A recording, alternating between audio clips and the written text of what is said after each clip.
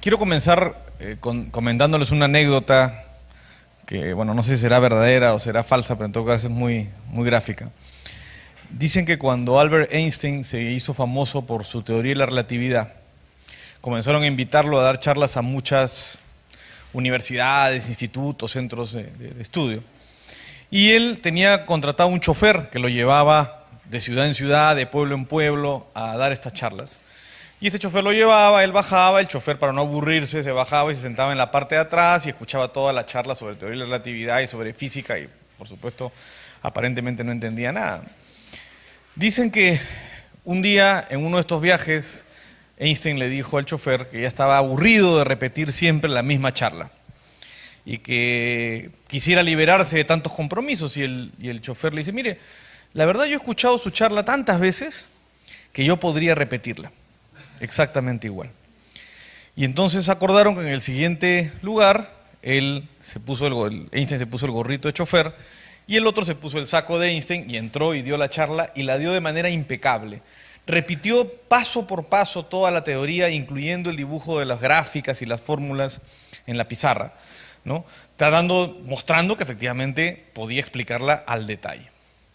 Cuando terminó la charla, alguien levantó la mano y le hizo una pregunta sobre una de las variables de la fórmula y sobre cómo se debía aplicar la teoría de la relatividad en este supuesto. Y entonces el chofer lo miró y sin perder la tranquilidad le dijo, mire, su pregunta es tan fácil que mi chofer se la va a contestar.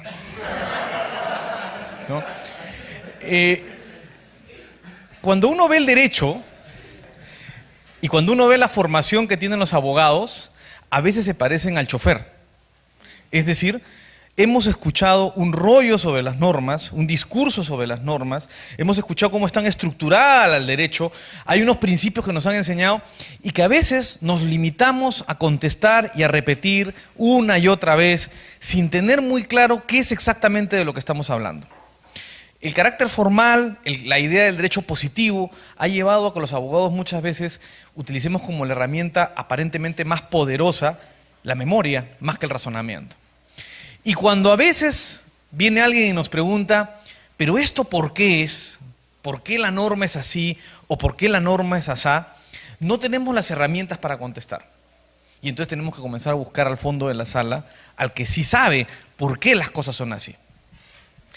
Algo de esto tiene que ver con el análisis económico del derecho. Es decir, con tener un interlocutor sentado al fondo de la sala que pueda contestarte algunas preguntas que posiblemente la estructura normal del conocimiento jurídico no te las puede dar. ¿Por qué las normas son así? ¿Por qué esta norma es preferible a esta otra norma? ¿Cómo cumplimos el objetivo preferido con la norma redactándola así o redactándola así? Y los abogados muchas veces no tenemos las herramientas para poder contestar estas preguntas. Esto no quiere decir que lo que vamos a hablar en esta charla sea la solución a todos los problemas, que el análisis económico del derecho pueda resolver todas las preguntas que nos formulemos, que la economía sea la única ciencia o la única rama de conocimiento que pueda ayudar a los abogados, que el derecho deba ser dejado totalmente de lado y que lo que nos han enseñado en las facultades de derecho no sirve para nada. Solamente es la posibilidad de tener alguien que te conteste algunas preguntas que de pronto tú no puedes contestar. Esta posibilidad de mirar más allá de simplemente las normas, más allá de simplemente los conocimientos formales que muchas veces el derecho tiene. ¿Qué es el análisis económico del derecho? ¿Quiénes han escuchado? Levanten la mano, ¿quiénes han escuchado antes hablar de análisis económico del derecho? Ya, no son muchos. Varios quizás porque no son ni economistas ni abogados, entonces no tienen por qué haber escuchado análisis económico del derecho.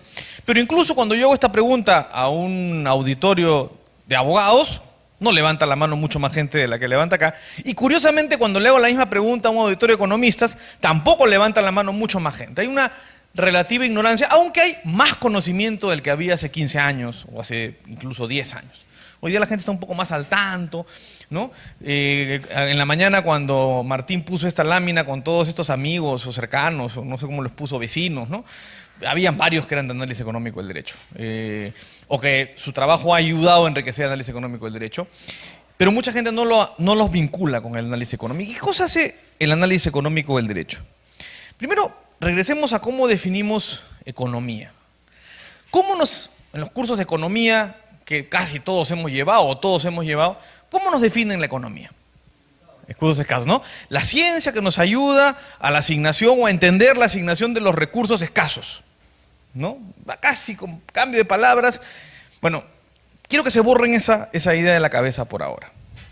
Porque en realidad, para entender el análisis económico del derecho, necesitamos una definición un poco más vinculada a la conducta del ser humano. Se los voy a poner en otros términos. En realidad, lo que la economía entiende o trata de entender es la conducta de los seres humanos. Trata de entender el comportamiento. Trata de entender qué motiva el comportamiento.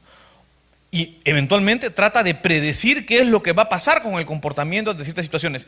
Sin duda vinculado a recursos escasos, pero eso no es lo más importante. Lo más importante es entender por qué los individuos actúan de cierta manera. Les pongo un ejemplo. ¿Por qué están acá? ¿Qué los motivó a estar acá? Voy a tratar de reconstruir lo que han hecho, lo que han empezado. Bueno, en primer lugar, los motivó que se enteraron de que había una cosa de este tipo, como se enteró mucho más gente de la que está acá. De esa gente que se enteró, un grupo decidieron postular, otro grupo decidió no postular. Quienes decidieron no postular lo hicieron porque no les interesaba el tema, por más que decían, bueno, viaje gratis, Antigua, uno se va, todo bacán, vamos a ir a un hotel muy bonito, nos podemos bañar en la piscina, toda la historia, ¿no? Pero a ustedes veían un beneficio que otros no veían. Y hay costos de venir acá. Tiempo, dejar de hacer otras actividades. Algunos de ustedes posiblemente han perdido algún ingreso como consecuencia de estar acá. Y ustedes han hecho un balance. Y en base a eso han tomado la decisión de estar o no estar. Ese balance significa, en buen cristiano, en lenguaje de economistas, un análisis costo-beneficio de su decisión. Ese análisis es distinto para cada uno de ustedes. Cada uno de ustedes, según sus preferencias, según su experiencia, según lo que quieren, han decidido venir. Hay muchos beneficios adicionales a estar acá en Antigua, que están bonitos. Oye, mi proyección profesional, mi proyección académica, mi proyección política, mi proyección periodística, voy a tener más información, voy a conocer a personas que he leído, o sea, cosas por el estilo. Hay un montón de elementos que los benefician y algunos elementos que los perjudican, que tienen un costo. Y ustedes toman la decisión de estar acá. Se puede más o menos predecir qué tipo de personas van a venir en base al tipo de estímulos que existen. Otro ejemplo. Me imagino que varios de ustedes tienen novia, algún por ahí estará casado, ¿no? ¿Por qué deciden tener como novia o como novio a este chico o a esta chica? La verdad es porque han hecho un análisis costo-beneficio. Claro, han visto a una chica que era simpática, bonita, interesante, conversadora, trabajadora, ¿no? Su papá tenía plata. Hay varios elementos que ustedes han tomado en cuenta, ¿no?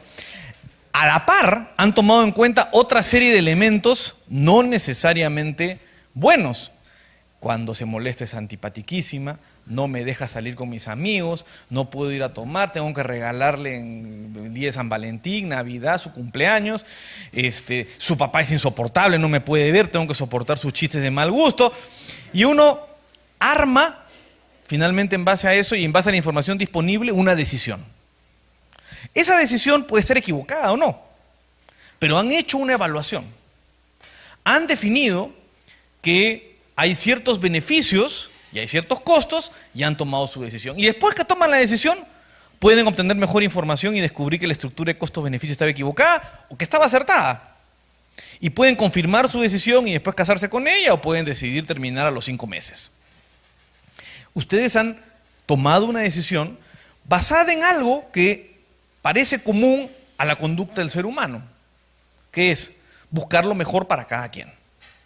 Y en consecuencia, evitar lo malo para cada quien. Y entonces los individuos usualmente se comportan buscando los beneficios y corriéndole a los costos. O buscando combinaciones de costos-beneficios que le generen el mayor bienestar posible. En todas las decisiones que tomamos. Evidentemente no es que ustedes están con una calculadora y con un Excel poniendo números a la derecha y a la izquierda para determinar si la decisión es correcta o no. Lo hacemos intuitivamente, ¿no? Muchos factores no son racionales, son emocionales. Hay retribución emocional o hay costo emocional. Y uno también considera esos elementos a la hora que toma la decisión. Lo que es cierto es que los individuos tratan de ser consistentes con los fines que buscan cumplir y se comportan de esa manera. Y en principio pensamos que los individuos buscan mejorar su propia situación. Y esa es la base de toda la lógica de predicción de la conducta futura o de la comprensión de la conducta pasada o el entender por qué los individuos hacemos algo o dejamos de hacer otra cosa. Y hay formas de predicción tan sencillas que ustedes me van a decir, para eso no tengo que estudiar análisis económico del derecho. Es clarísimo que las galletitas que ustedes acaban de comer hubieran consumido una cantidad menor si les hubieran puesto precio. Sin duda. Si cada galleta hubiera costado 10 quetzales, el volumen de galletas consumidas sería menor al que han consumido ahora. Facilísimo. ¿Por qué? Porque el costo es menor y el beneficio es igual en un caso y en el otro. Conclusión, van a consumir más. Así de simple. Esa es la base de buena parte de todo el razonamiento económico, entender la conducta humana en base a entender los incentivos que mueven la conducta humana. Y entonces, lo que vamos a proponer es una definición de economía más enfocada hacia la conducta de los seres humanos, más a lo beckeriana, como Gary Becker trata de entender la conducta de los individuos. ¿Qué motiva? ¿Qué hace que las personas se comporten de tal o cual manera, incluso en elementos que no son monetariamente medibles, o que por lo menos en el conocimiento convencional no medimos monetariamente, como el amor, el dolor, el sufrimiento, etcétera, que también motivan la conducta humana y que también pueden ser visualizados como costos o como beneficios de dicha conducta? Y esto se ve en todo. ¿Qué hace usualmente la gente dice, a ver, economía, ¿qué es la economía? El que no sabe economía, o incluso el que sabe, dice, sí, tiene que ver con la inflación. La inflación. ¿Y qué es la inflación? Entonces dicen, es el aumento de los precios de una canasta determinada durante un periodo de tiempo dado. Perfecto. ¿Y cómo determinas cuál va a ser la inflación?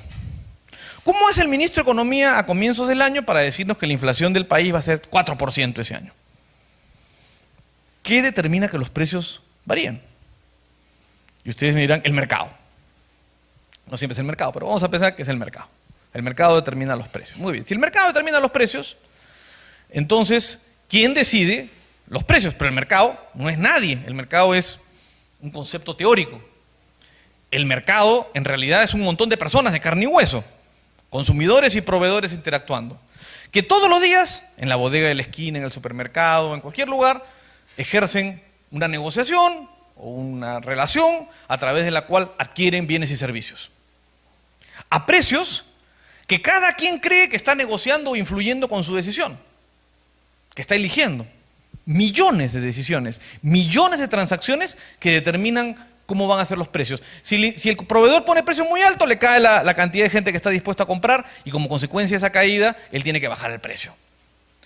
¿Cómo sabe el ministro de Economía el 1 de enero de un año más o menos cuál va a ser la inflación a final del año? ¿Cómo puede hacerlo? Si son millones de decisiones individuales. Y la respuesta es porque utiliza herramientas de predicción que pueden fallar. Efectivamente, predijo 4 y le salió 28, como en las épocas del Alan García anterior, ¿no? Y así le salían los cálculos, ¿no? Puede ser que se equivoque, puede ser que haya un mal economista que no hizo bien, pero usualmente un buen economista, salvo que siempre que no haya un factor que no estaba contemplado en su modelo o en su modelación, más o menos le acierta y la inflación fue 3.6 o 4.7, pero por ahí está, por ahí se movió. Y lo mismo hace con el Producto Bruto Interno. ¿Y cómo lo hace? Modela, agrega en un modelo matemático muy complejo que básicamente se basa en estudio de las conductas, ley de oferta y demanda, etcétera, etcétera. Trata de determinar cómo va a reaccionar los individuos y lanza una predicción y le sale. Entonces, la economía tiene esa capacidad de ayudarnos a entender por lo menos algunos de los aspectos de la conducta de los seres humanos, ¿no? Y los economistas lo que han hecho es renunciar a algo que los abogados no han hecho, que es, han renunciado a ser Dios. Los abogados creemos que podemos entender todo. Los economistas saben que para entender todo hay que simplificarlo, ¿no? Hay que eventualmente sacar algunas variables, concentrarse en otras variables y ver si efectivamente el modelo funciona o no funciona. Y ahí viene, porque esto es útil para el derecho. ¿Qué cosa es el derecho? El derecho es un mecanismo, un sistema de regulación de conducta humana. Regula la conducta humana. o por lo menos pretende regular la conducta humana. Pretende decir o establecer reglas, lo que veíamos en la charla anterior, estas reglas de juego. Y cómo estas reglas de juego van a interactuar o van a hacer que las personas interactúen. Entonces, si yo tengo o manejo o administro un sistema de regulación de conductas y además manejo una teoría que permite predecir conductas, entonces tengo una herramienta que complementa mi labor para hacer normas. Y si uno entiende que las normas o las reglas son en el fondo mecanismos de incentivo, son premios o castigos, uno puede entender por qué los individuos pueden reaccionar o no a ciertas normas, cómo van a comportarse respecto a ciertas normas. Y esto, los abogados que manejan análisis económico y derecho tienen una gran ventaja, pueden entender por qué la ley fracasó, o pueden comprender por qué un contrato está mal redactado, no solo porque no leyó bien el Código Civil, sino porque el incentivo en la manera como lo creó derivó en una conducta inadecuada al deudor, que condujo a que finalmente el contrato no funcionara. Puedes entenderlo mejor. No digo que los abogados que no saben análisis económico no lo pueden hacer con sentido común, pero el análisis económico del derecho, yo siempre lo digo, es sentido común entrenado. Entrenas tu sentido común para poder entender bien la conducta. Por supuesto que podemos criticar las predicciones que hacen los economistas. Una vez un abogado amigo mío me dijo, mira, la mejor definición de economía que yo he escuchado es la siguiente: ciencia de predicción del futuro, como la astrología o la quiromancia, solo que menos exacta. Y claro, puedes hacer predicciones que no funcionan, y muchas predicciones no funcionan, pero tienes herramientas por lo menos para entender qué es lo que puede pasar con una ley, qué cosa puede ser contraproducente en una norma, qué tipo de incentivos paralelos o daños colaterales puede crear la norma si es que no contemplas perfectamente o analizas adecuadamente cómo puede funcionar. ¿No? Y pongamos algunos ejemplos donde reglas relativamente sencillas pueden ser mejor entendidas si utilizas economía o análisis económico para comprenderlas. La regla de la luz roja, y me gusta usarla porque es una regla muy sencilla. La luz está roja, no puedes pasar. ¿Cómo funciona desde el punto de vista económico la regla de la multa por la luz roja? Funciona como un sistema de precios, ¿no? Hay una conducta cuya demanda tú quieres reducir. Quieres que menos personas se crucen la luz roja. ¿Qué tienes que hacer, según lo que dice la teoría económica, para que la demanda de un bien caiga? Le subes el precio, entonces le subes la multa. Si tú subes la multa, teóricamente habrán menos cruces de luz roja. Si los individuos están informados de que la multa es más alta, menos gente cruzará la luz roja. Funciona. En principio, no se necesita hacer un análisis empírico para poder demostrar que eso posiblemente se va a cumplir. Pero yo les hago la siguiente pregunta, la siguiente propuesta. Si eso es así, y la multa es igual a todas las horas del día, pregunta: ¿por qué la gente se pasa la luz roja con más frecuencia a las 3 de la mañana que a las 12 del día? Porque es menos probable que te detecten, que te agarren. ¿Por qué? Porque a las 3 de la mañana hay menos automóviles, con lo cual menos probabilidad de tener un choque. Y segundo, porque hay menos policías en la calle, con lo cual menos posibilidad de que te detecten. En consecuencia, no es verdad lo que un abogado podría creer, que la multa es igual a todas horas del día, porque un economista ve las cosas un poco distinto y dice, no, la multa real no es la multa que dice el Código de Tránsito, sino es la multa que dice el Código de Tránsito multiplicada por una probabilidad de detección. Es decir, tú dirás, si la multa son $100, pero hay 30% de posibilidades que me detecten, realmente la multa esperada por cada cruce de luz roja es en realidad de solo $30, no es de 100. Y la gente, para calcular si se cruza la luz roja o no se cruza la luz roja, no solo mira el Código de Tránsito, sino mira la posibilidad de ser detectado, todo intuitivamente, pero dice, en esta hora es menos probable que me detecten, y cruza. Entonces, a las 12 del día, la probabilidad de detección es más alta, con lo cual la multa esperada, que es la multa real, la relevante, la que decide la conducta del individuo, es más alta que a las 3 de la mañana. Entonces, claro, imaginemos que si te cruzas la luz a las 12 del día, hay una probabilidad entre dos que te agarren, 50%. Si la multa es 100, la multa realmente es de $50. Pero ¿qué pasa a las 3 de la mañana? Posiblemente hay una probabilidad entre 100 que te agarren. ¿Y eso qué quiere decir? Que la multa real es solo $1. Cualquier beneficio superior a $1 va a justificar que te cruce la luz roja. Ahí podemos complicar el análisis diciendo que hay aversión al riesgo, si la multa es muy alta, pero no me voy a complicar, me voy a quedarme ahí. Claro está que yo podría entonces proponer cosas distintas. Por ejemplo, podría decir, entonces tengo que cambiar las multas según la hora del día. Y a las 3 de la mañana poner multas más altas para que la gente no se cruce. Pero también es cierto que a las 3 de la mañana también hay menos probabilidad que el cruce de luz roja sea dañino, con lo cual posiblemente sea mejor no desincentivar todos los cruces de luz roja, sino solamente algunos cruces de luz roja. Y uno puede comenzar a hacer ejercicios en relación a esto. De hecho, hay normas en el Código Penal, en los códigos penales de todas partes del mundo, que recogen esta lógica de la probabilidad de detección. Ustedes saben que cuando en el Código Penal se dice que el robo está penado con una pena de tantos años de prisión, usualmente dice, que si el delito se comete de noche o en la oscuridad, la pena es mayor, hay un agravante. ¿Y eso por qué? Porque la oscuridad reduce la posibilidad de ser detectado. Y en consecuencia subes la pena para desmotivar cometer delitos en la oscuridad. Algo que los abogados hicieron sin saber economía. Lo hicieron usando sentido común. Pero la economía te ayuda a entender mejor por qué lo han hecho de esa manera. O vayamos a otro ejemplo. Este me gusta usarlo mucho porque es muy gráfico. Hace unos años, en el Perú, se propuso una ley, ¿no? En realidad se ha propuesto varias veces. Los últimos 2 casos fue una vedette que llegó a congresista, en parte por la ignorancia racional, pero bueno, ahí estaba. Y el otro fue otra congresista que no era vedette, pero parecía, y también había sido elegida quizás por ignorancia racional. Ambas congresistas plantearon en distintas épocas proyectos de ley muy similares. Habían habido algunos casos sonados en los periódicos de violación de menores, ¿no? Y estas congresistas habían reaccionado con proyectos de ley. La primera congresista había planteado una sanción de cadena perpetua al violador de menores. En el Perú no está permitida por la Constitución la pena de muerte, con lo cual la máxima pena posible era la que proponía la congresista.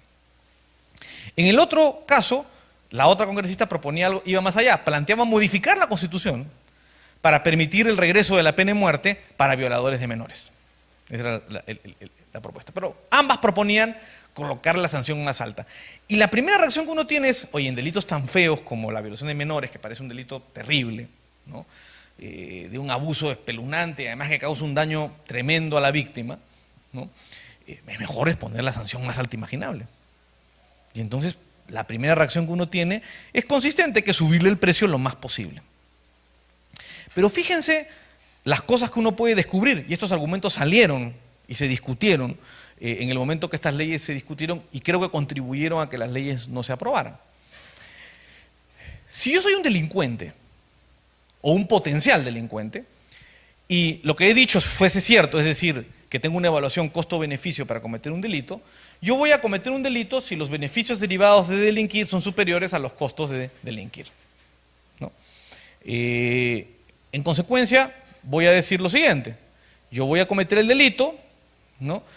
¿Y mis beneficios cuáles son? Si me robo un televisor, el producto del televisor. Si mato a mi tío para heredar, el producto de la herencia. Esos son los beneficios que yo recibiría. ¿Cuáles son los costos?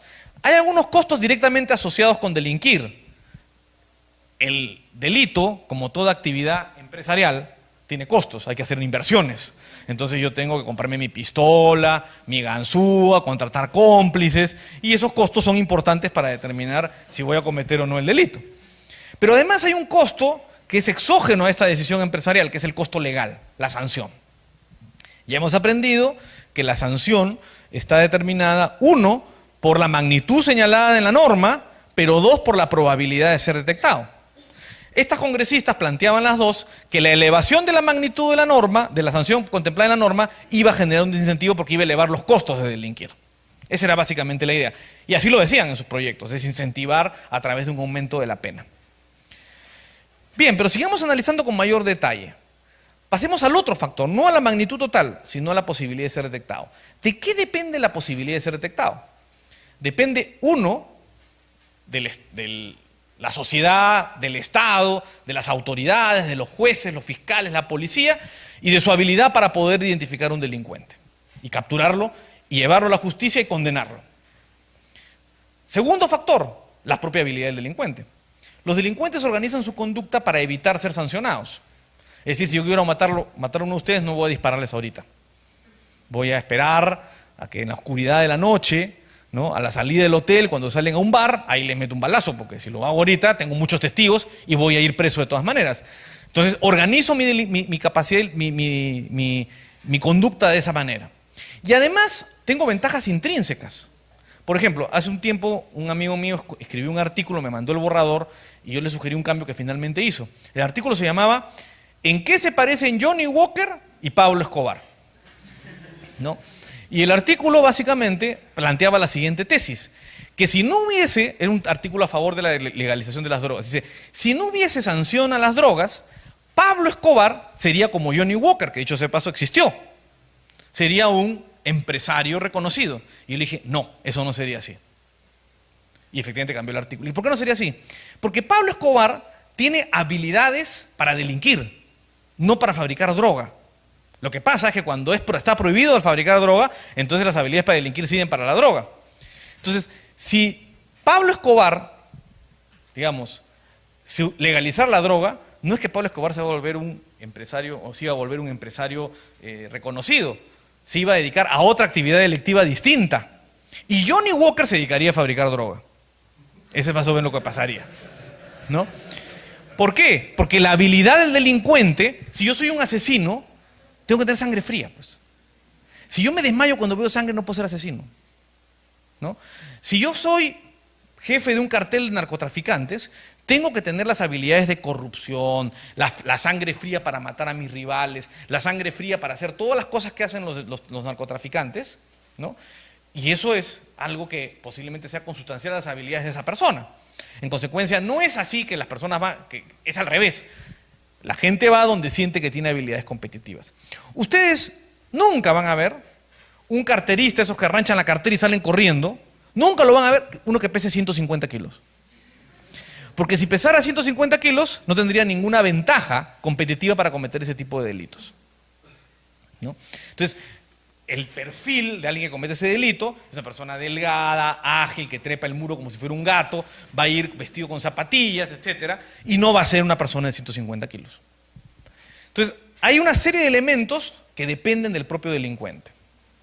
Bien, entonces uno llega finalmente al violador de menores. ¿Y qué hace un violador de menores para no ser detectado?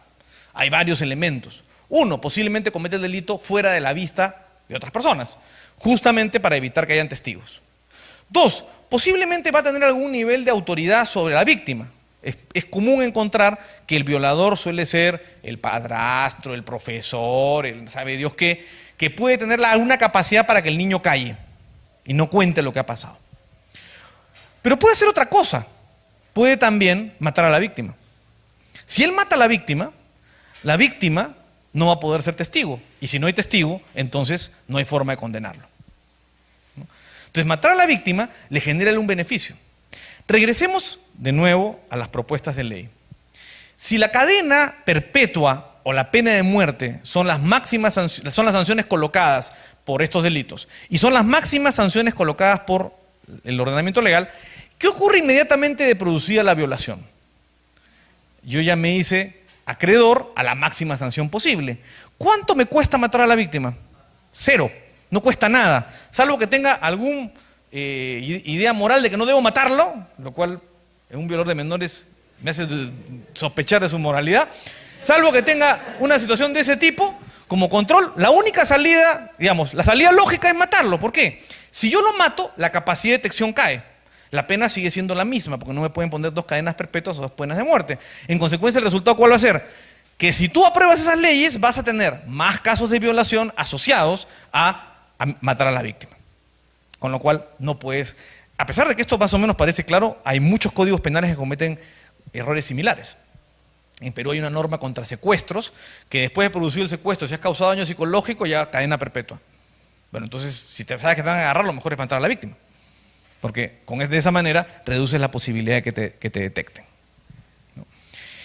Voy a hacer, por razones de tiempo, porque el tiempo no nos lo da y de repente acá podemos hacer una discusión más abierta sobre temas de análisis, sobre cualquier tema de derecho, cualquier tema de economía que tenga que ver con el derecho, y tratar de ver cómo estas herramientas pueden ayudarnos a comprender ese tipo de problemas. Voy a poner algunos ejemplos simplemente y de ahí pasaremos de pronto a la discusión para hacerlo más dinámico.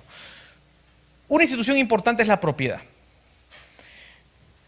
A todos nos han enseñado, los abogados, los que son acá abogados, la propiedad es el derecho que concede la facultad de excluir, explotar, usar, disfrutar un bien, ¿no? Excluyendo a lo demás, erga omnes, oponible a todos, todo. Pero bueno, la propiedad es, desde el punto de vista económico, algo bastante más sofisticado en términos de su función social.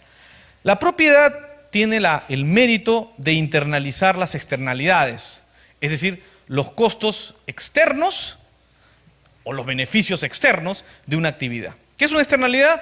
La mayoría de ustedes ya lo saben, una externalidad es un costo que una conducta mía le genera a otra persona o un beneficio que la conducta mía le genera a otra persona. Si yo fumara y ustedes respiraran el humo, entonces están sufriendo un costo derivado de una decisión mía de fumar. Si yo, por el contrario, fuera un agricultor que hace un canal hacia un terreno y traigo agua, pero el agua se filtra a la napa freática de mis vecinos y ellos también tienen agua en sus pozos, les estoy generando externalidad porque ellos están recibiendo un beneficio por el cual ellos no han pagado. Ahí hay externalidad. Es decir, parte de los beneficios se van a otros y parte de los costos también podrían ir a otros, ¿no? Y ahí estamos plagados de externalidades. Las externalidades no son un tema de todos los días. Una chica se arregla, se pone simpática y nos genera una externalidad a todos. Porque no pagamos por el arreglo de ella y que nos genera a todos el beneficio. Es decir, y hay numerosísimas conductas de ese tipo. Todo el tiempo hay externalidades. Las externalidades, sin embargo, pueden generar o pueden afectar los incentivos de conducta de las personas respecto de los bienes.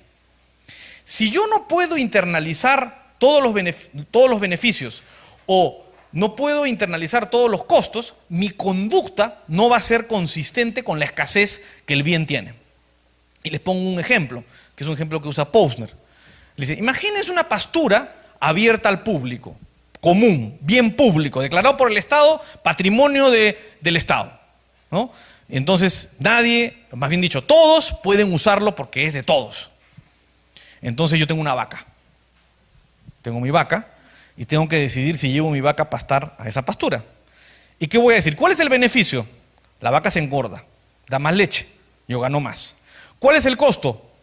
Virtualmente nada, el caminar hasta la pastura, porque no me van a cobrar nada por el uso. ¿Qué voy a hacer? Voy a llevar mi vaca. Entonces llevo mi vaca y la llevo a pastar. Pero ¿qué pasa con todos los que tienen vacas?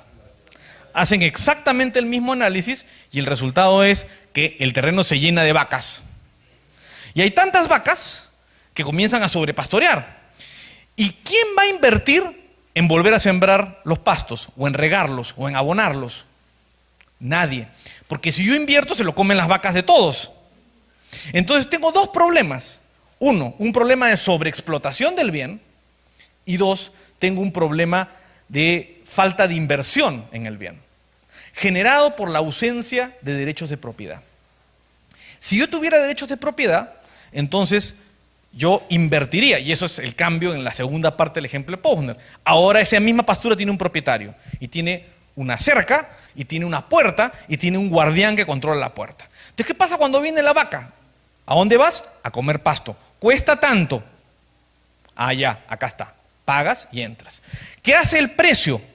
El precio raciona, genera un racionamiento o un uso razonable de la pastura, porque solamente vas a pagar si el beneficio lo justifica.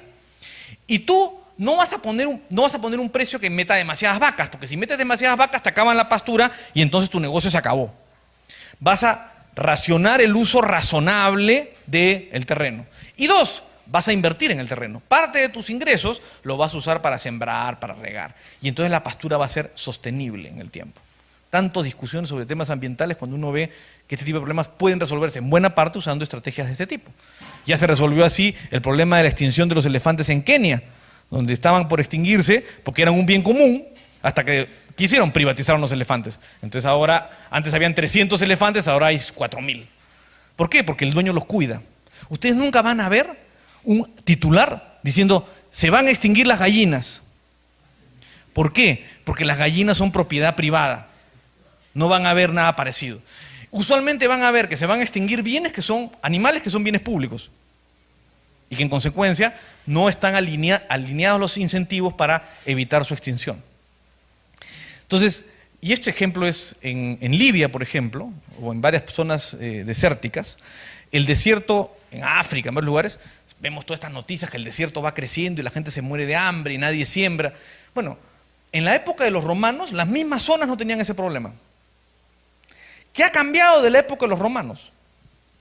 No hay cambios meteorológicos, nada de calentamiento global, no tiene nada que hacer con eso. La única diferencia es que hoy día hay propiedad comunal, tribal, sobre esas zonas. Antes los romanos tenían propiedad privada. Y entonces el desierto, en lugar de crecer, retrocedía. Porque los romanos invertían para ganarle terrenos al desierto. Pasaba exactamente lo contrario, ¿no? En unos estudios que estaba haciendo el ILD en África, me mostraron hace unos días unas fotos de zonas en ciertos países de África donde había habido reforma agraria. Y entonces habían generado un sistema comunal de propiedad. Pero como no habían acabado la reforma agraria, todavía partes que eran privadas. Y habían tomado fotografías satelitales, habían ido a Google, habían mirado Google Maps, habían chequeado y que veían las zonas de reforma agraria, marrones. Las zonas sin reforma agraria, verdes. Es decir, los incentivos funcionan. Y uno puede predecir que la entrega de propiedad privada va a generar un mejor uso de los recursos, ¿no? Por supuesto que esto puede extenderse a muchas cosas. Para ponerles un ejemplo, uno de los problemas que más nos afecta en las ciudades es el tráfico, ¿no? Y cuando ustedes le preguntan a un abogado ¿qué hay que hacer para resolver el problema del tráfico?, ¿qué les contesta? Usualmente les contesta: hay que poner sanciones más altas, hay que poner más policías, hay que reducir el número de carros, hay que prohibir la importación de carros, cosas por el estilo, ¿ya? Nadie le contesta de arranque: hay que generar un sistema de propiedad. Si ustedes tuviesen propiedad sobre las calles, entonces los dueños de las calles actuarían como el dueño de la pastura, racionando el uso usando el sistema de precios. Y los automovilistas internalizarían el costo a través del precio que están generando con tráfico, con lo cual se racionaría el tráfico. El sistema de precios ordenaría el tráfico. A las horas de mayor congestión el precio sube, ley de oferta y demanda, con lo cual la gente preferiría sacar sus automóviles a otras horas, con lo cual vas a achatar los picos de tráfico con incentivos meramente económicos. Van a arreglar las calles, porque si no la gente no usa las calles. Vas a tener, hoy día está la avenida en realización, está en oferta y va a ser más barata. Ahora, claro, todos me dicen: ¿y cómo le cobro a los que usan? Claro, si vas a poner casetas de peaje posiblemente no te va a funcionar porque las colas de los peajes van a ser más altos, pero hoy día con un sistema de GPS o un sistema electrónico colocado en tu parabrisas, como ocurre en Estados Unidos, como ocurre en Singapur, como ocurre en varios lugares, en Chile, ¿no? Las carreteras estas urbanas que funcionan bastante bien, aunque dicen que no paga la gente, pero esos días me estaban contando el otro día que habían algunos problemas de recaudación, pero en general ese sistema raciona mejor el uso y mejora la sostenibilidad. ¿Por qué hace? Internaliza las externalidades. Y lo mismo uno puede pensar en todos estos ejemplos que se suelen usar de tragedias de lo comunal que finalmente no son resueltas de ninguna manera. Contratos, ¿no? Aquí Coase, de quien hablábamos en la mañana, nos dio muchas herramientas para entender mejor el sistema contractual. Coase decía, identificó esto que hablábamos en la mañana de los costos de transacción y decía: cuando las partes pueden contratar, primera formulación del teorema de Coase, ¿no?, la verdad la regla legal no importa, porque las partes encontrarán su solución vía contratos. Esa es la base del principio de autonomía que los abogados nos han enseñado. Hay que respetar lo que las partes pactan. Y en consecuencia, el mundo de los contratos debe ser el mundo de los bajos costos de transacción, donde en principio tú debes permitir que las personas contraten libremente. Pero muchas veces queremos intervenir en esos mercados porque creemos que los resultados de los contratos no son los mejores. Yo hace un tiempo trabajaba, les conté en la mañana en esta institución llamada Indecopi, y veíamos temas de protección al consumidor. Y nos llegó un caso muy curioso. Una persona había comprado en un vendedor ambulante un par de zapatos. Quienes de ustedes han estado en Lima, ¿no?, sabrán que en Lima no llueve, o llueve rarísimo. Y cuando llueve, llueve muy poco. Bueno, esta persona se compró su par de zapatos para ir a una fiesta y le costó $2 el par. O sea, $1 cada zapato. Salió a su fiesta con tan mala suerte que ese día llovió. Y conforme fue caminando, los zapatos se comenzaron a poner blanditos. Y cuando llegó a la fiesta, los zapatos se habían desintegrado. Estaban hechos de cartón prensado. No crean que era un zapato que parecía zapato de piñata, era un zapato como cualquier zapato, se veía como zapato. Lo que pasa es que el ingenio había llegado a construir un zapato de cartón, muy parecido a un zapato verdadero. Y dicho sea de paso, se ríen, pero les puedo asegurar que en esos países, porque la tecnología debe ser ya conocida, deben haber zapatos de cartón, especialmente en localidades donde no llueve, donde el zapato de cartón no es muy práctico. Este zapato generó una denuncia en el Indecopi. ¿Y cuál fue la primera reacción de la autoridad? Hay que eliminar los zapatos de cartón. Por supuesto, es una cosa terrible, un zapato de pésima calidad. Por suerte, a uno de los economistas del equipo dijo, oye, pero primero antes de hacer nada, ahí viene el tema del análisis económico, vamos a mirar el mercado de los zapatos de cartón, ¿de dónde salen? ¿Por qué los venden? Y descubrieron, sorprendentemente, que el zapato de cartón era recontra popular. O sea, no era un tema de un ambulante aislado, era un estándar en el mercado la existencia de zapatos de cartón. Zapatos de $2, que para la gente pobre es la única alternativa posiblemente a estar descalzos. ¿No? Entonces comenzamos a reflexionar, a darle vueltas al caso y decíamos, oye, pero además hay algo que los consumidores tienen que aprender, que es que el precio es un indicador de la calidad que puedes estar recibiendo. Si tú pagas $2 por un par de zapatos, tienes que entender que no les puedes pedir calidad. Y a partir de ahí se declaró infundada la denuncia. Y se dijo, no, esa es responsabilidad del consumidor. Pagaste $2 por un par de zapatos, tenías que entender que la calidad no era la óptima. Si hubiéramos hecho lo contrario, hubiéramos intervenido en el mundo contractual y hubiéramos limitado los derechos de contratar de proveedores y otros prohibiendo los zapatos de cartón. Y el resultado hubiera sido perjudicial para la cantidad inmensa de personas que estaban utilizando en ese momento este tipo de zapatos, ¿no? O por ejemplo, lo que ocurrió en una encuesta que se hizo en España. En España hicieron una encuesta donde le preguntaron a los jueces, le pusieron un caso hipotético. El caso hipotético es el siguiente. Usted tiene al frente un expediente en el cual usted ya tiene que firmar la orden de lanzamiento, luego de todo el desarrollo de todo el caso, de una viuda con 7 hijos, que no ha pagado la renta y en consecuencia va a ser lanzada a la calle. Pregunta, el secretario del juzgado se le ha acercado y le ha dicho que ha encontrado un posible vicio procesal que, leído así más o menos con cierto ingenio, le permite a usted anular el procedimiento y dejar a la viuda un año más en la casa. La pregunta es, ¿aplicaría usted ese procedimiento, esa nulidad o no? La mayoría de jueces contestaron que sí.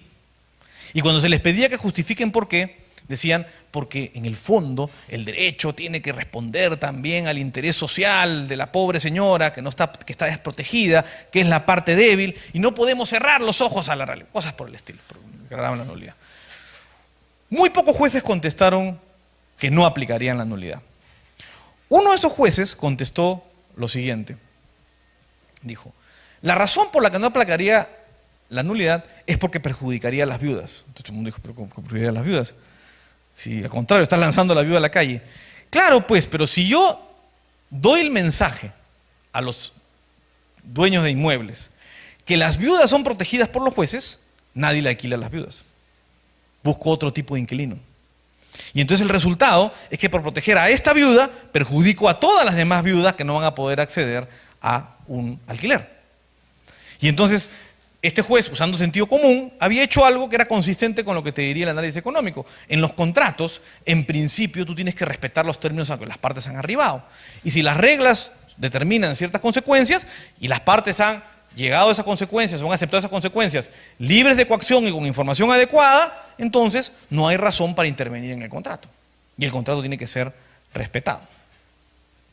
Y termino con un ejemplo de responsabilidad civil, ¿no? Como diría Coase, así como cuando los costos no son bajos, la solución son los contratos, cuando los costos no son altos, la solución es algo que no es un contrato. Una de las posibilidades, en el caso de los accidentes, que ocurren porque los costos no son altos, claro, si yo tuviera una bola de cristal y supiera que saliendo de acá, caminando hacia el hotel, me van a atropellar en la esquina, y en la bola de cristal identifican quién es, lo puedo llamar quién es el que me va a atropellar, lo llamo por teléfono y llego a un acuerdo para que no pase por ahí a la hora, le pago una cantidad y ya no me atropellan. Pero eso no existe. Los costos de transacción para evitar el accidente son altos porque justamente por definición el accidente no es previsible. Entonces, como el accidente no es previsible, tenemos otra salida que se llama responsabilidad civil extracontractual. Te tienen que indemnizar. ¿Cómo funciona este sistema de indemnizaciones? Funciona usualmente cuando los costos de transacción no permiten una solución negociada. Y en estos casos, la idea es transmitirle el costo, el accidente es una externalidad, a quien causó el accidente para que maneje mejor. Si la persona que estaba manejando estaba borracha y yo le hago pagar, la próxima vez dejará de manejar borracha y todas aquellas personas que conozcan el caso harán lo mismo porque dirán, manejar borracho genera costos. ¿No? Coase, sin embargo, en su artículo, el artículo que hizo más famoso, es el problema del costo social, dice algo que es bien interesante. Dice, los abogados, cuando ven un accidente, creen que la solución es encontrar al causante. ¿No? ¿Quién fue el causante del accidente? Esa es la pregunta que se hace. Dice, esa pregunta es falsa, o no te conduce a nada. Porque el causante del accidente son ambas partes. Entonces uno dice, pero ¿cómo que ambas partes? Si el otro lo atropelló al otro. Miren, si yo quiero describir el accidente que ocurrió en la esquina, tengo dos formas de hacerlo. La primera es decir, el automóvil le rompió la pierna al peatón. La otra forma es decir, el peatón le rompió el faro al carro. Las dos descripciones son exactas. Desde el punto de vista económico eso es lo que ocurre. El accidente ocurre porque dos conductas conducen al accidente. El peatón estaba parado en ese lugar y el automóvil justo pasó ahí. Entonces, la pregunta, como dice Coase, no es quién causó el daño, porque los dos lo causaron. La pregunta es, ¿a quién le transmites el costo para evitar accidentes futuros? Esa es la verdadera pregunta. Porque ¿qué pasa si no tienes en cuenta una regla de ese tipo? Ahí vienen discusiones como la famosa responsabilidad objetiva. Para los que no son abogados, el mundo de la responsabilidad se divide en la responsabilidad por culpa, es decir, tú solo respondes si te comportaste negligentemente, o la responsabilidad objetiva. Tú pagas, así tú te has comportado diligente o negligentemente, eso no importa. Tú causaste el daño, tú pagas. Pero ¿qué ocurre cuando esa regla objetiva se aplica? Que si las dos partes podían evitar el accidente, y tú haces objetivamente responsable a una, ¿qué va a pasar con la otra? No va a tomar precauciones. Porque si él va a ser plenamente compensado, va a tomar menos precauciones de las que serían necesarias. O va a motivar conductas que van a incrementar la cantidad de accidentes. Hay un puente peatonal para que no los atropellen y la gente pasa por abajo, como pasa en toda Latinoamérica. Y los atropellan y después igual tiene que responder el conductor, con lo cual no hay un incentivo para que efectivamente dejen de cruzar por abajo. Y les cuento algunos casos donde se ve este problema y cómo la regla puede conducirte a resultados equivocados si es que no tienes en cuenta esta necesidad de identificar que ambos pueden tomar precauciones. Primer ejemplo, esto ocurrió en Perú, es un caso peruano.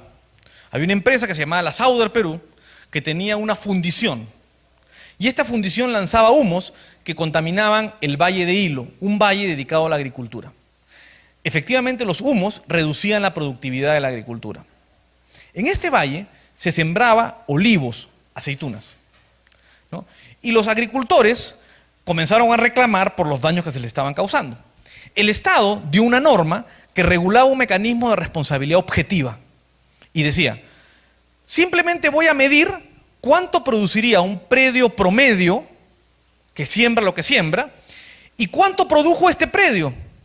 Y te voy a pagar la diferencia. O sea, voy a ordenar a Sauder que pague la diferencia. Era una responsabilidad objetiva, ¿por qué? Porque no analizaba quién había causado el problema, ni si había negligencia. Sauder simplemente decía, Sauder lanza humos, cualquier diferencia de productividad es imputable a Sauder. Claro, se imaginarán ustedes el resultado. ¿Qué necesidad tenía yo de esforzarme en mejorar mi cosecha si siempre me iban a pagar la diferencia entre un predio ideal y lo que producía mi predio? Regaba menos, abonaba menos, total, me ahorraba todo eso y me pagaban la diferencia.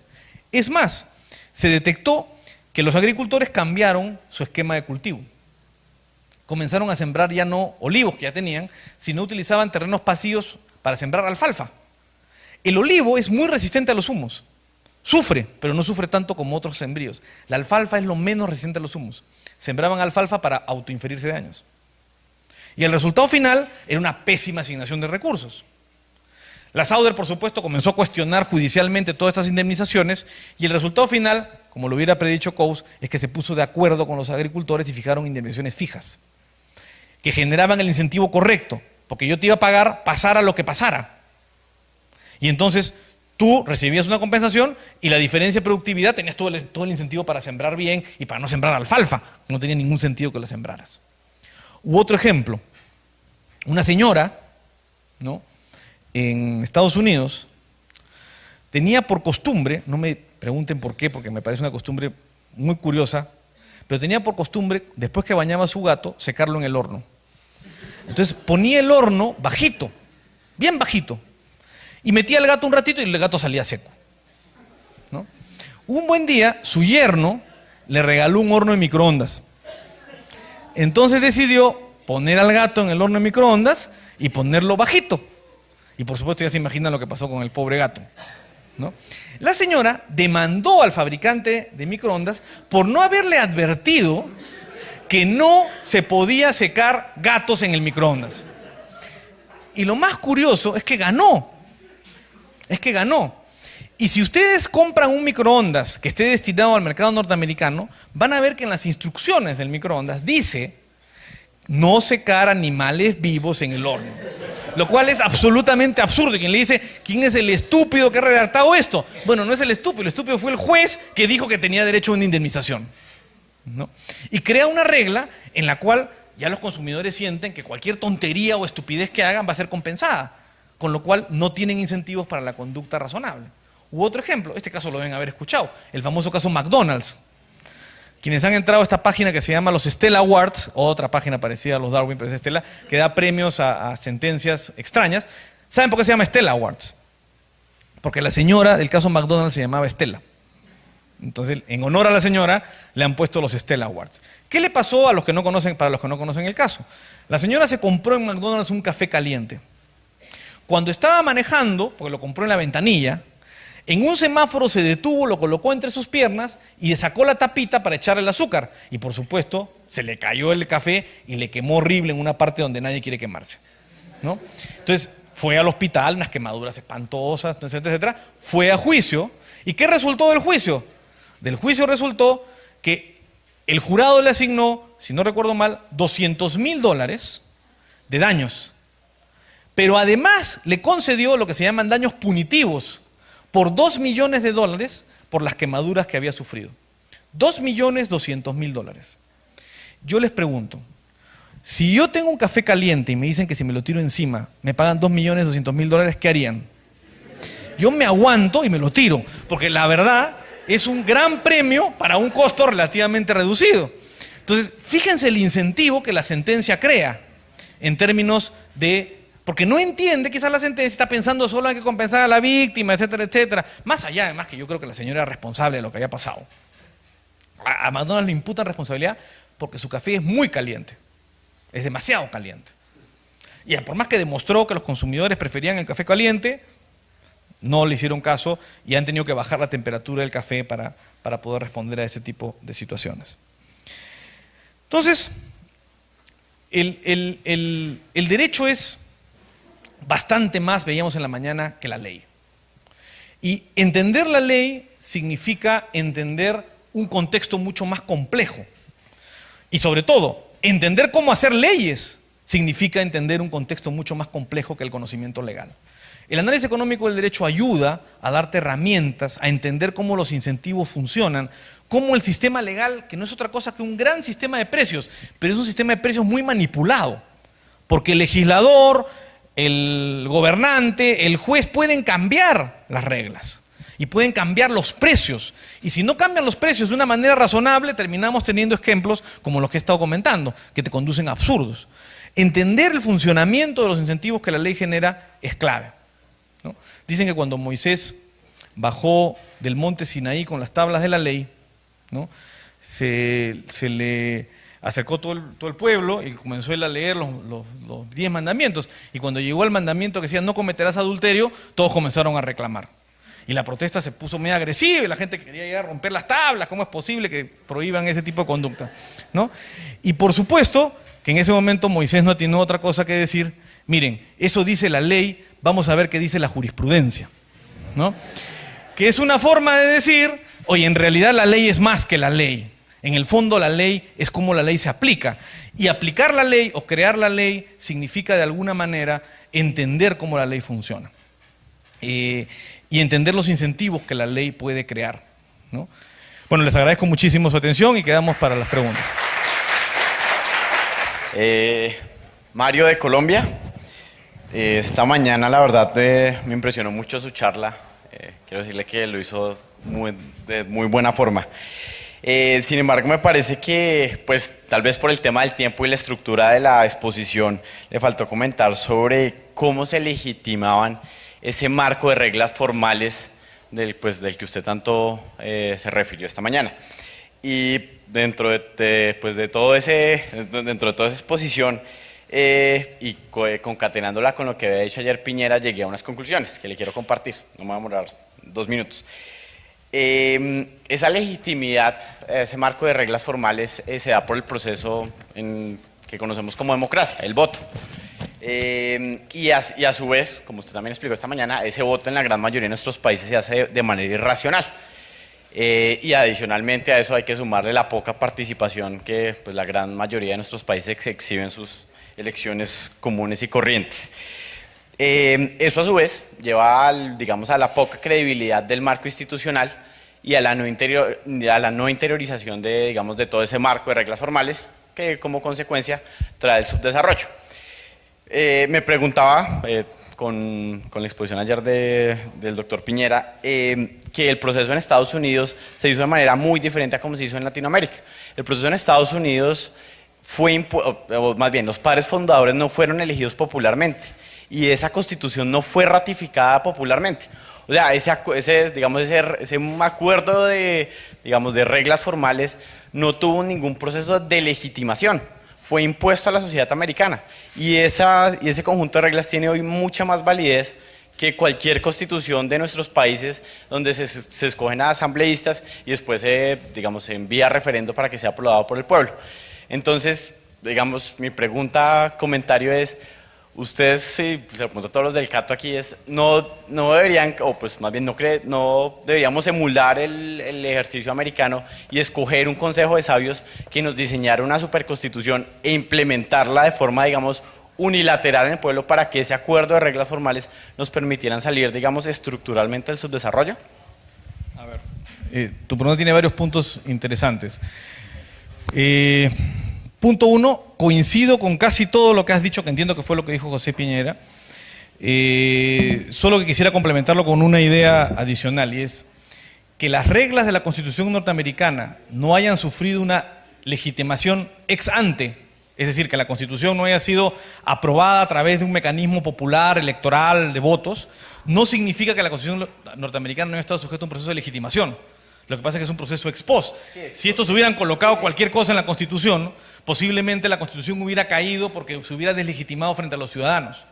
Y yo, sinceramente, creo mucho más en la legitimación ex post que en la legitimación ex ante, ¿no? La legitimación ex post es una legitimación que se da en la interacción, en la reacción que los individuos tienen frente a las normas y a cómo responden frente a ellas.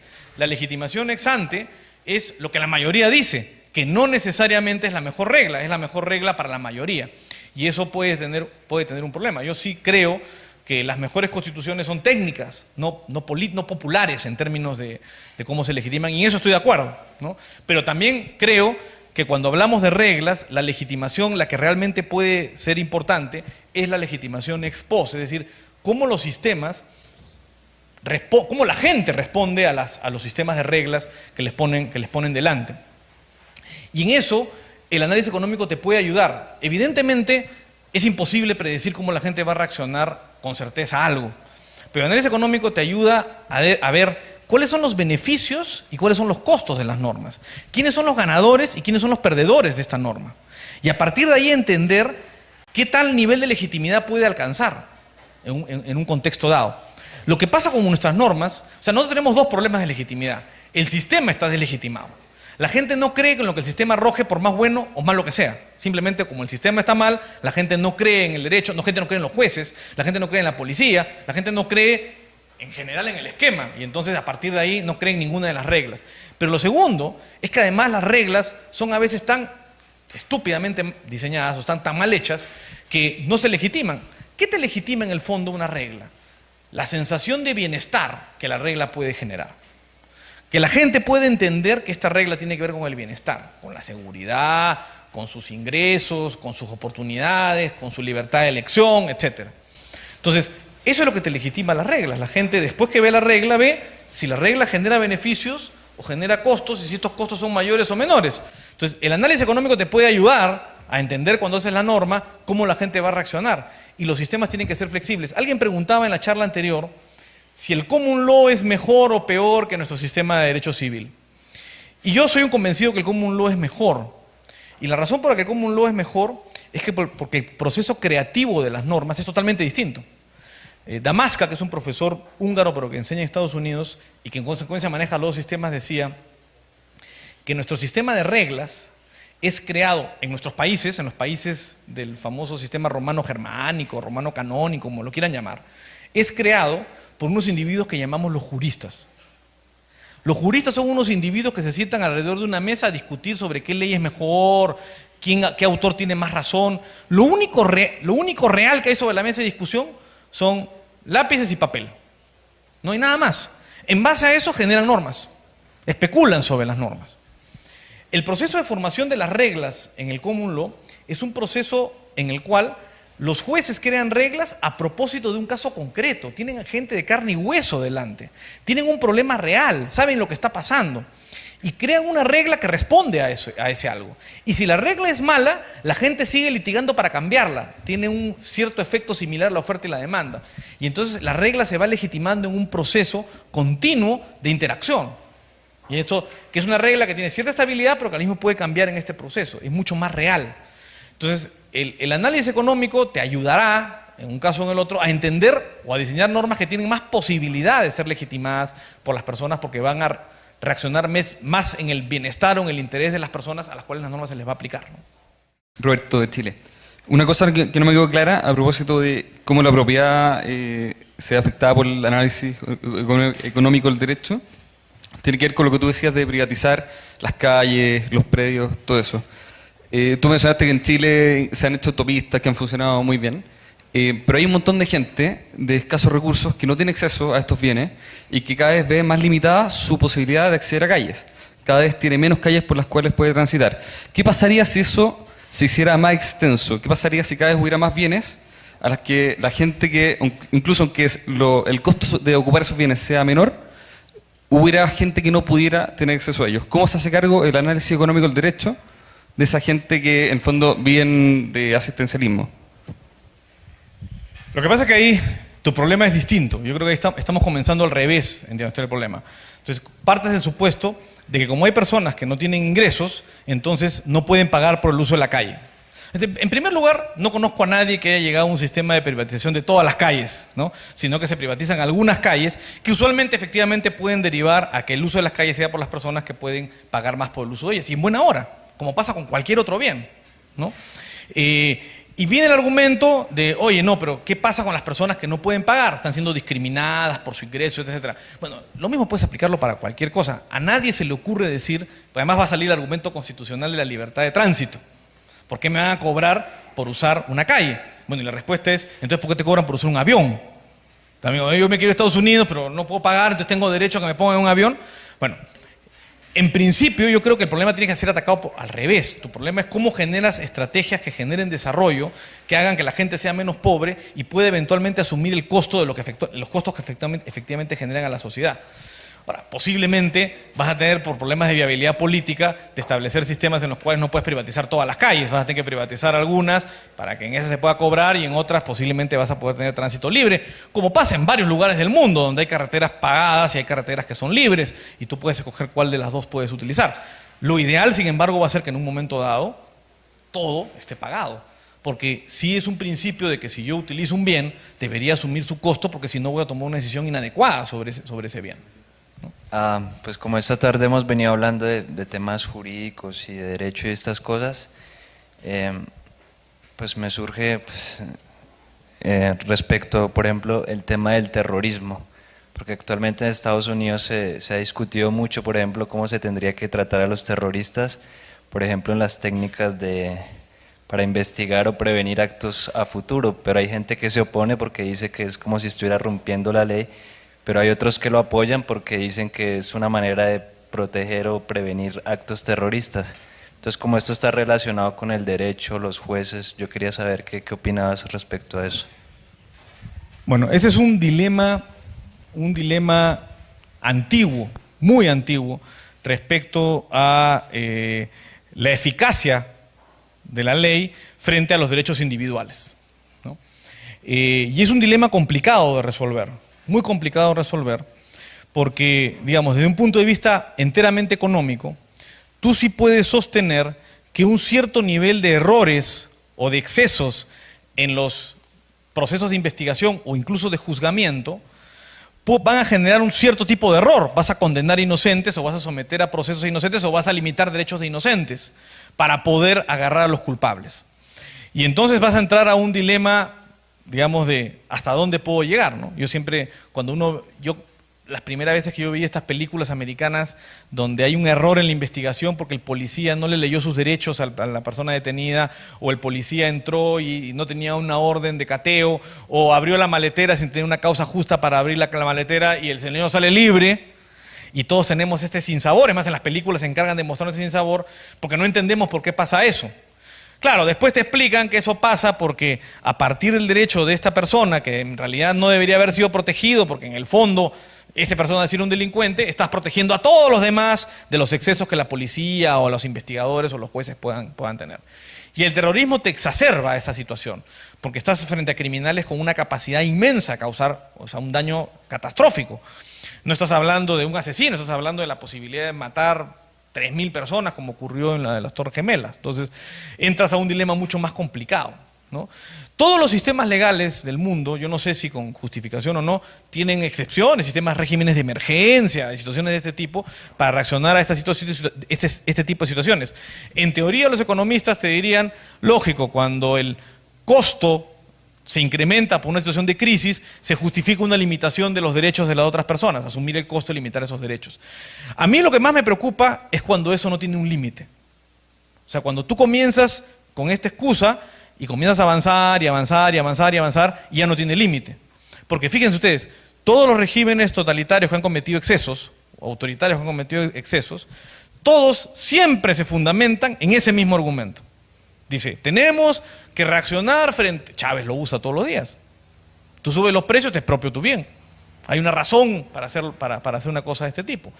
Por lo menos una razón formulada, no es una razón real. Entonces, ahí yo creo que hay que ser bastante cautos. Yo sí creo que en situaciones de emergencia puede ser que ciertos derechos subjetivos tienen que tener algún nivel de limitación para tener un cierto nivel de seguridad.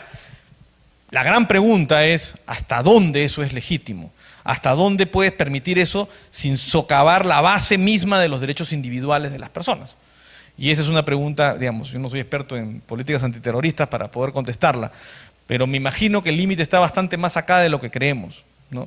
Y que creo que muchas cosas el Estado las facilita o las termina facilitando, recortando derechos en lugar de mejorando su eficiencia o su eficacia en las investigaciones, ¿no? ¿Cuál era la conexión que encontraba para lograr la legitimación del institucionalismo a través de un modelo liberal, y que ese modelo liberal permita que se instalen, se legitimatice mejores instituciones? Y la segunda, bueno, en el sentido informal. Y la segunda pregunta iba por el lado de análisis económico del derecho, porque siempre ha habido un problema entre eficiencia y equidad. O sea, siempre se ha discutido esto acerca de esa herramienta. Y ¿cuál era su opinión acerca de la eficiencia versus la equidad y el tema de la moral relacionado al análisis económico del derecho? Porque se dice que es, en muchos sentidos, amoral a veces. A ver, comencemos con la primera. Yo de repente voy a reformular un poco tu pregunta para poder responderla mejor. Espero que no sea una trampa, pero voy a ver si... Yo sí creo que reglas que se fundamenten en varios de los principios que el liberalismo plantea tienen una gran capacidad para legitimarse. Cuando tú le preguntas a las personas si quieren ser libres, todo el mundo te contesta que sí. El problema es cuando lo que no le gusta a las personas es la libertad de los otros, ¿no? Y en el fondo eso es lo que a veces genera resistencia a reformas liberales. Es decir, decir liberal, no solo en Latinoamérica, en casi cualquier parte, es casi un insulto. Es más, ni siquiera nos llaman liberales, nos llaman neoliberales. Nadie que yo conozco que se aprecie académicamente se autodenomina neoliberal, ¿no? El neo es un añadido marquetero de los socialistas, es como decir neonazi, o sea, algo que existió y que renace. Bueno, entonces, mucha resistencia de las personas, no, estos quieren defender solo a los poderosos, ¿no? Y para dar, la libertad es la excusa para permitir que los poderosos exploten a los otros. Y ahí viene esta frase de un francés, creo que es Duverger, no me acuerdo quién es, que dice, ante la injusticia y la pobreza, una cosa así, es la libertad la que oprime y la ley la que libera. Y a partir de ahí dice, no se puede legitimar un sistema que proteja totalmente la libertad, hay que limitar la libertad para que la gente... Yo creo que todo eso parte de un gran error. Los verdaderos liberales no creen que la libertad es una herramienta para legitimar el poder, al contrario, es una forma de dejar que las personas en su interacción puedan resolver sus problemas, ¿no? Y yo siempre le digo, cuando yo discuto con mis amigos de izquierda, le digo, la verdad, nosotros estamos de acuerdo en casi todo. A ti te fastidia que los esquemas legales permitan la opresión. A mí me fastidia que permitan el mercantilismo. En el fondo es casi lo mismo, es utilizar al Estado como herramienta para controlar reglas y a través de eso conseguir resultados. Entonces yo la respuesta que haría, lo que se equivocan los socialistas en mi opinión, es que ellos creen que para resolver ese problema hay que reforzar al Estado. En los sistemas, digamos, los sistemas informales, ¿ya?, suelen ser bastante consistentes con la libertad, porque te ponen límites, es verdad, pero son límites consistentes. O sea, la regla de hacer cola es una regla de orden, y es una regla absolutamente lógica. El que llegó primero, está primero, pues el que llegó segundo, está segundo. Es una regla totalmente lógica, ¿no? Como hay muchas reglas que son lógicas y son plenamente consistentes. O sea, yo lo que creo es que justamente el ejercicio de la libertad va a exigir que exista un conjunto de reglas que establezcan el orden a través del cual esa libertad se va a ejercer, pero sin limitar realmente la libertad. O sea, no es libertad llegar al final y decir yo soy libre de ponerme en el primer lugar. Eso no es libertad, eso es un abuso, al contrario, es una ruptura de la libertad de los demás que llegaron antes y tenían su derecho protegido. Sobre tu segunda pregunta, el dilema entre eficiencia y equidad. El análisis económico es una herramienta. Como herramienta puede ser mal usada y bien usada. Y como herramienta tú puedes encontrar todas las tendencias de análisis económico imaginables. Desde un análisis económico del derecho austriaco hasta un análisis económico del derecho de la Escuela de Chicago, y puedes encontrar perspectivas socialistas de análisis económico del derecho. Yo he leído trabajos de italianos, de Stefano Rodotà o de, no recuerdo cómo se llama este señor, pero digamos, son bastante socialistas y utilizan herramientas de análisis económico del derecho. Es más, el análisis económico del derecho puede dar herramientas peligrosas si es que son mal utilizadas, porque con toda la teoría de fallas del mercado puede justificar ciertos tipos de regulaciones que en realidad terminan no funcionando, que son antagónicas con la libertad. Entonces, ahí surge este dilema entre eficiencia y equidad. Yo, la verdad, cada vez que veo esta discusión sobre eficiencia y equidad, yo creo que es un falso dilema. Mi impresión, por lo menos de mi experiencia académica o de consultorías en las que he visto aplicados estos conceptos, es que en el fondo tu conclusión final es reglas consistentes con libertad son mejores reglas. No sé si llamarlas eficientes o equitativas o qué, pero suelen ser mejores reglas. Suelen ser reglas que en el fondo terminan siendo más justas, más equitativas y posiblemente más eficientes. ¿Ya? No creo que hay una corriente eficientista que dice todo el análisis debe centrarse en eficiencia y solo la eficiencia debe ser útil. Yo sí creo que hay que mirar la eficiencia, pero creo que no podemos guiarnos por la diosa de la eficiencia y llegar a un análisis meramente utilitarista y decir todo esto siempre va a ser de esta manera. Calabresi tiene una frase que es muy gráfica y que es la siguiente. Él dice: Mucha gente critica el análisis económico del derecho porque dice que trata de sustituir la eficiencia, la equidad por la eficiencia, la justicia por la eficiencia. Y él dice, yo no creo que eso sea el punto, no creo que sea el punto. Lo que sí me queda claro es que en un mundo donde los recursos son escasos, desperdiciar es injusto. Y si entiendes por eficiencia evitar el desperdicio, pues sí, efectivamente, hacer cálculos de cuánto cuesta aplicar una ley o cuánto cuesta proteger un determinado derecho, es un análisis que tienes que hacer, porque de repente estás cometiendo una tremenda injusticia para proteger un derecho, una tremenda injusticia con los demás o con la sociedad, o estás desperdiciando recursos para hacerlo. Entonces, no creo que el dilema sea tan fácil como decir el antónimo de eficiencia es equidad, porque no es así.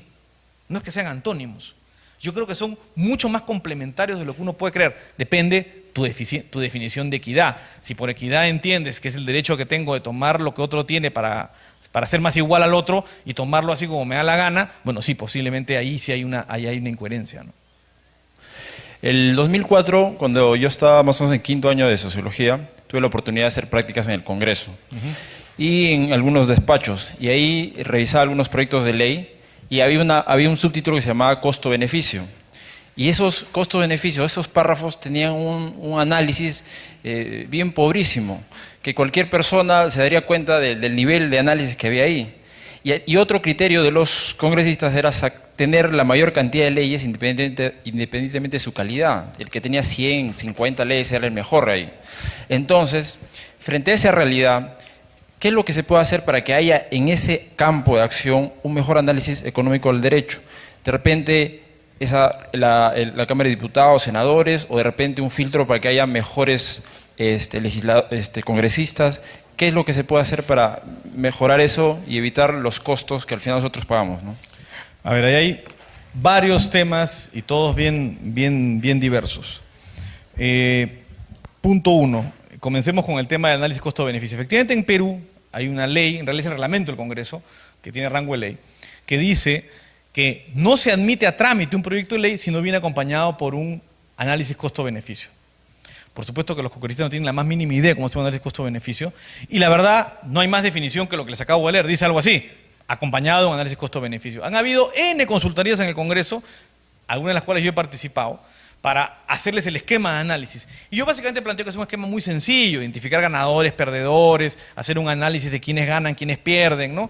Digamos, no les voy a pedir que hagan un project finance para poder saberme si la ley va a funcionar o no va a funcionar, porque de repente es mucho pedir, pero sí por lo menos que alguien se siente a evaluar quiénes ganan, quiénes pierden, qué ganan, qué pierden. No, ¿cómo reemplazan el asunto? Lo que tú dices es casi una cosa pero lo repiten casi cut and paste, ¿no?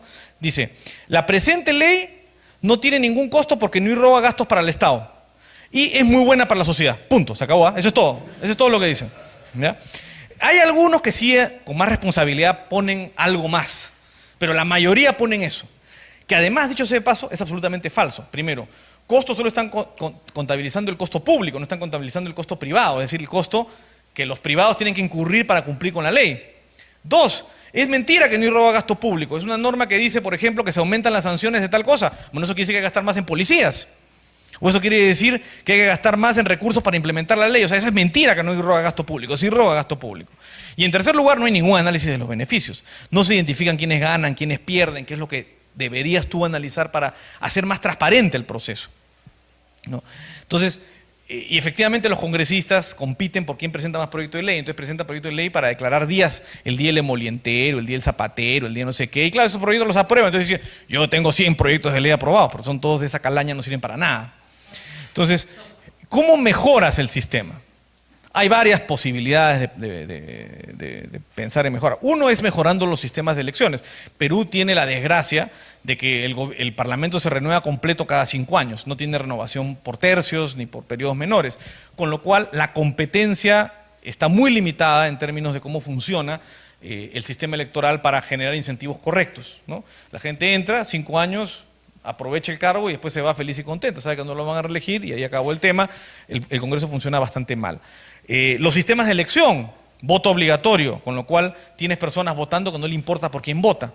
2, tienes este terrible sistema del voto preferencial, donde tú escoges entre todos los congresistas cuál quieres escoger. Es mucho mejor el sistema que tienen en Chile, donde tú eliges por distritos, donde hay 2 candidatos por cada distrito, porque eso te identifica con el candidato y te permite comparar mejor con quién estás votando, hace mucho más accountable tu posibilidad de escoger a uno o al otro y después poder fiscalizarlo. Es decir, hay muchos mecanismos de reforma electoral, de reforma política, que son importantes. Y otros son entrar a esquemas más radicales. Yo, sinceramente, cuando a mí me dicen, esto de privatizar las cosas es una mala idea porque todos lo quieren privatizar. Yo le digo, ¿sabes qué? Están hablando tonterías. Todo está privatizado ya. Dice, ¿cómo todo está privatizado? Pero claro, a ver, ¿el congresista qué es? Es un privado. ¿El presidente quién es? Es un privado. Tiene su casa, sus intereses, su familia, sus amigos, sus negocios, su propia forma de ser. Él es privado. Es un privado al que le dan a decidir la cosa pública. El congresista es un privado al que lo meten a decidir la cosa pública. Entonces tu problema no es si es privado o no es privado. Siempre es privado. La pregunta es cómo privatizas. Y de pronto nos hemos equivocado en diseñar sistemas que confían en esta privatización un sistema electoral. De pronto el sistema puede ser distinto. Tú podrías concesionar el Congreso. Haces una licitación y contratas una consultora que haga las normas. ¿Algún nivel de legitimidad electoral le das? Bueno, puedes elegir a las personas que manejen el comité de licitación y eliges en función de eso. ¿Y saben cómo le van a pagar a esa empresa? Si obtiene resultados, los resultados que se ponen en las bases de licitación. ¿Qué es como hemos privatizado algunos servicios públicos ya? ¿No? El sistema de emisión de brevetes en el Perú, en un momento era privado, ahora medio que lo han vuelto a restatizar, pero era una empresa privada. Le ponías un patrón, él cumplía las metas, si no cumplía las metas le pagaban menos. Vas a ver cómo se te emiten las cosas. Si tú le pones como meta sacar la mayor cantidad de leyes, por supuesto que no va a funcionar, pero si tú le dices sacar leyes que interesen a los siguientes órdenes, que mejore la salud pública, y entonces el Congreso, que ya no sería un Congreso, sino una consultora, establece un sistema de normatividades que pueda funcionar. El presidente, ¿por qué el presidente no podría ser una empresa? ¿Por qué tiene que ser un individuo? Porque nos han vendido que tiene que ser un individuo. Pero si tú lo licitas, ese es uno de los grandes problemas. El sistema político te genera relaciones sin contrato. El presidente no tiene contrato. El hombre que supuestamente tiene la mayor responsabilidad en el país no tiene un contrato que digan que si hace tal cosa no le pagan. Claro, me contestan siempre los constitucionalistas que el contrato es la Constitución. Si es así, es un contrato pésimamente mal hecho. Porque establece un conjunto de reglas que no funcionan. Tú podrías tener un sistema de un consejo que se dedica a licitar, eso los eliges por voto democrático y ese consejo tiene que ser técnico y tiene que elegir una empresa que maneje los procesos de gobierno. Y los tercerizas. Y le pones metas, bajar la inflación, mejorar puedes hacerlo. De hecho ya se hace con pedazos de gobierno. Entonces nuevamente les digo, la pregunta no es tanto si privatizas o no, porque no hemos inventado nada, no existe ningún individuo que nazca con un cartel en la cabeza que diga, soy un individuo público. No existe. Todos somos privados. Todos tenemos intereses privados. Lo que puede existir es que en el proceso de privatización te hago accountable porque tienes un contrato, porque tienes unas responsabilidades predefinidas y que si no cumples, no te pago. O si no cumples, te resuelvo el contrato y contrato a otro. Claro, ¿cómo hacemos ese sistema? Hay que darle vueltas, hay que pensarlo, pero creo que tenemos que romper un poco los paradigmas para resolver ese tipo de temas.